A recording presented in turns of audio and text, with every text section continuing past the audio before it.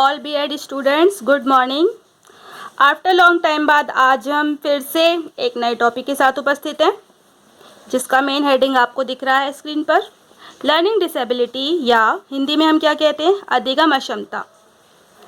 और ये टॉपिक ना केवल बीएड के लिए बल्कि ऑल टेट एग्ज़ाम के लिए भी काफ़ी इम्पॉर्टेंट है, इसलिए इसे विस्तार से पढ़ना और भी ज़्यादा ज़रूरी हो जाता है। तो मैं इसे विस्तार से इसमें बता रही हूँ। आप वीडियो को अंत तक देखें ताकि ऑल डिसऑर्डर, मतलब कि यहाँ पर अधिगम क्षमता के जो टाइप्स आप देख रहे हैं, एक तरह के मेंटल डिसऑर्डर हैं जो आपको समझ में आ जाएंगे। लर्निंग डिसेबिलिटी क्या है? एक प्रकार की विसंगति। अब विसंगति यहाँ बोली गई है तो ज़रूरी नहीं है कि ये केवल कमज़ोर बच्चों में ही हो, ये बुद्धिमान बच्चों में भी होती है और ये किसी अलग ढंग में हो सकती है। तो इसको हम ये नहीं बोल सकते कि बच्चा कमज़ोर है। इनफैक्ट ये है कि जो पेरेंट्स है वो खुद ही नहीं समझ पाते कि हमारे बच्चे में कौन सी डिसेबिलिटी है। लर्निंग डिसेबिलिटी एक प्रकार की विसंगति है जो बच्चों की सीखने की क्षमता को प्रभावित करता है।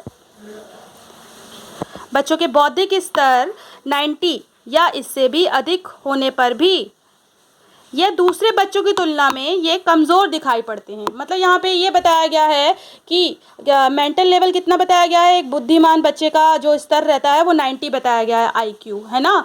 तो यहाँ पर 90 आईक्यू होने के बाद भी कोई बच्चा कमज़ोर हो सकता है किसी फील्ड में, पढ़ने में, लिखने में या समझने में, है ना। इनमें से किसी में भी वो कमज़ोर हो सकता है। तो ज़रूरी नहीं है कि उसे हम कमज़ोर माने, या ज़रूरी नहीं कि 90 उसका आईक्यू है तो वो कमज़ोर नहीं हो सकता। नहीं हो सकता है कि उसमें किसी न किसी चीज़ की कमी हो, कोई ना कोई डिसऑर्डर से उसका जो मस्तिष्क है वो पीड़ित हो, है ना।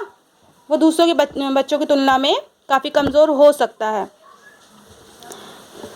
लर्निंग डिसेबिलिटी का मेन रीज़न क्या है? जैसा मैंने बताया है कि ये पहले मैंने इसका जिक्र कर दिया है कि ये एक मेंटल डिसऑर्डर होता है, तो मस्तिष्क से ही संबंधित है ना।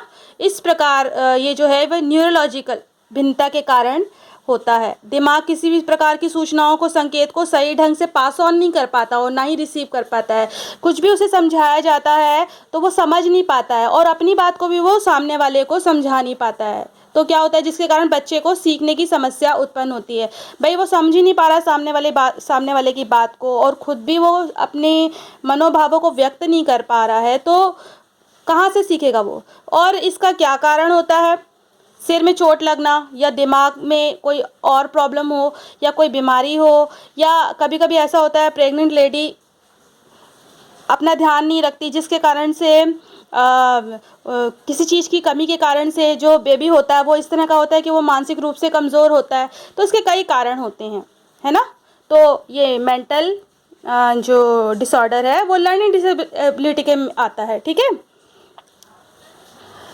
इसका मतलब है कि सीखने या समझने में दिक्कत आना। जब भी कोई बच्चा सीखने या समझने में बहुत ज़्यादा प्रॉब्लम कर रहा है, उसे समझ नहीं आ रही बात उसे समझ में नहीं आ रही है, काफ़ी टाइम लग रहा है, अपने उम्र बीत जाने के बाद भी वो नहीं सीख पा रहा है, इसे ऐसे समझ सकते हैं जैसे हम देखते हैं कि कई बच्चे 7th 8th में आने के बाद भी वो लिख नहीं पाते हैं और पढ़ नहीं पाते हैं।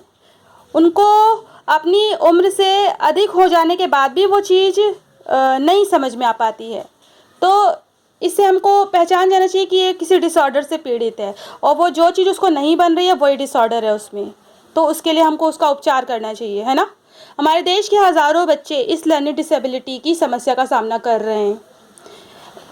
जब भी कोई बच्चा लिखने, पढ़ने, बोलने और समझने में दिक्कत का सामना करता है तो हमें समझ जाना चाहिए कि ये लर्निंग डिसेबिलिटी का संकेत है। लर्निंग डिसेबिलिटी एक मेंटल डिसऑर्डर है जो अक्सर बच्चों में देखने को मिलता है।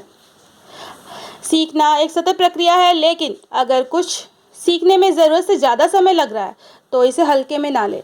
मैंने बताया आपको कि अपनी उम्र से ज़्यादा होने के बावजूद अगर बच्चा नहीं सीख पा रहा है तो भाई ध्यान देने वाली बात होती है। तो ये पेरेंट्स का भी दायित्व है कि वो इस चीज़ को देखें, हल्के में ना लें, और ये ना बोले कि नहीं भाई हमारा बच्चा घर में तो पढ़ता है, स्कूल में तो पढ़ता ही नहीं। और टीचर्स का भी ये दायित्व है कि वो इस चीज़ को देखें। है ना, इसलिए ये टॉपिक इसमें रखा गया है बीएड में ऑल टीईटी एग्ज़ाम में कि टीचर और अध्यापक और सभी को ये मतलब शिक्षा जगत से जुड़े हुए सभी लोगों को ये पता रहे कि अगर कोई बच्चा किसी भी क्षेत्र में पढ़ने में, लिखने में या समझने में किसी भी फैक्ट को समझ नहीं पा रहा है और किस लेवल में नहीं समझ पा रहा है, तो कहीं ऐसा तो नहीं वो किसी मेंटल डिसऑर्डर में हो, है ना, या फिर ऐसा तो नहीं उसमें किसी तरह की लर्निंग डिसेबिलिटी हो, तो उसे जानकर उसका उपचार किया जाए। तो ये काफ़ी महत्वपूर्ण मुद्दा है। ये लर्निंग डिसेबिलिटी का संकेत हो सकते हैं। भारत में ऐसे बहुत से माँ बाप हैं जो अपने बच्चों की इस समस्या का निदान समय रहने पर नहीं कर पाते। अरे उन्हें पता ही नहीं रहता है ना, इनफैक्ट उन्हें पता ही नहीं रहता है कि उनके बच्चे को ये प्रॉब्लम है। वह यही कहते हैं कि हमारा बच्चा तो पढ़ने में अच्छा है, बट ये समझने वाली बात है। और जब वो समझ ही नहीं पाते हैं तो इस बीमारी को वो जल्दी से निदान भी नहीं कर पाते। यहाँ पर कुछ लर्निंग डिसेबिलिटी के नाम बताए गए हैं, जिसमें शुरू के जो 5 हैं वो काफ़ी इम्पॉर्टेंट है, लेकिन बाकी के नाम आपको याद रखने ज़रूरी है। और कौन सा डिसऑर्डर किससे संबंधित है ये भी जानना ज़रूरी है, क्योंकि टेट एग्ज़ाम में ये ज़रूर पूछा जाता है कि जैसे कि डिसलेक्सिया किससे संबंधित है, पठन से संबंधित है। तो आपको ऐसा पूछा जा सकता है कि अगर बच्चा एम को डब्ल्यू पढ़े तो ये कौन सा डिसऑर्डर होगा।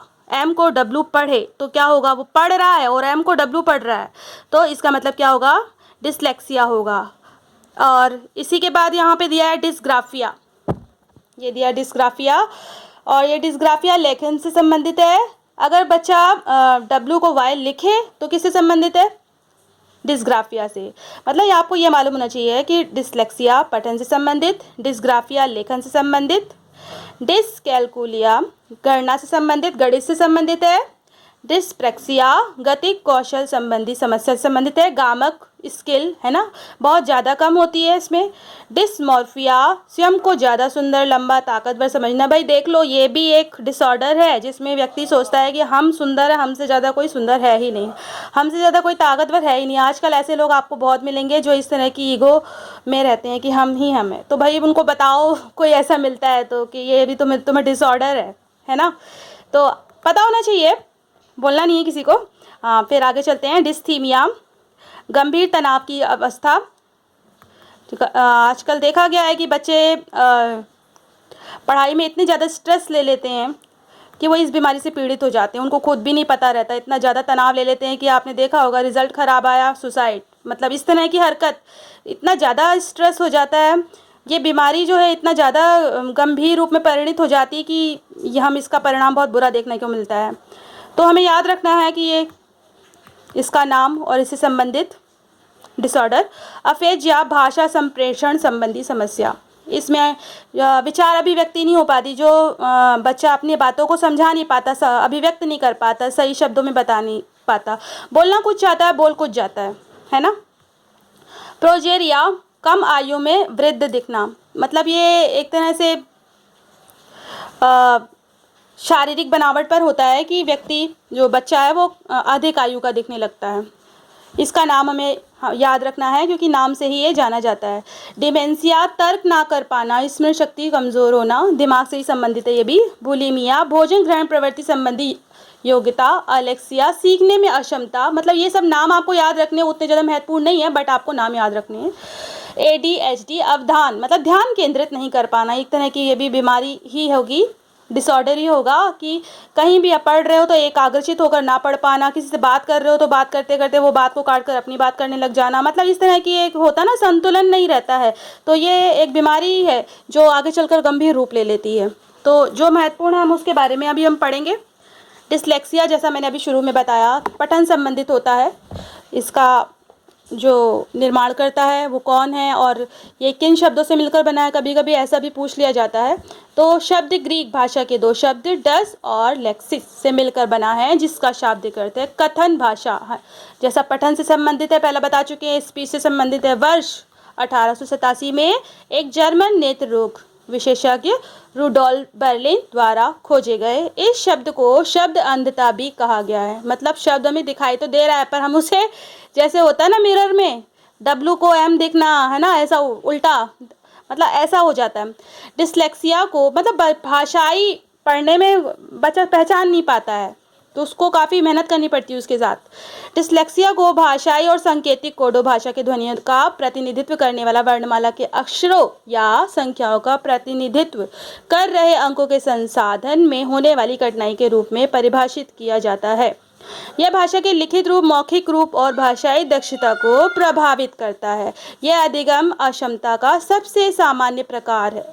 डिसलेक्सिया के लक्षण हम देखेंगे, जैसे मैं बता चुकी हूँ, पठन संबंधित है। पठन से संबंधित चाहे कुछ भी हो, वर्णमाला हो, अक्षर हो, शब्द हो, है ना, एकाग्रता भी नहीं रहती।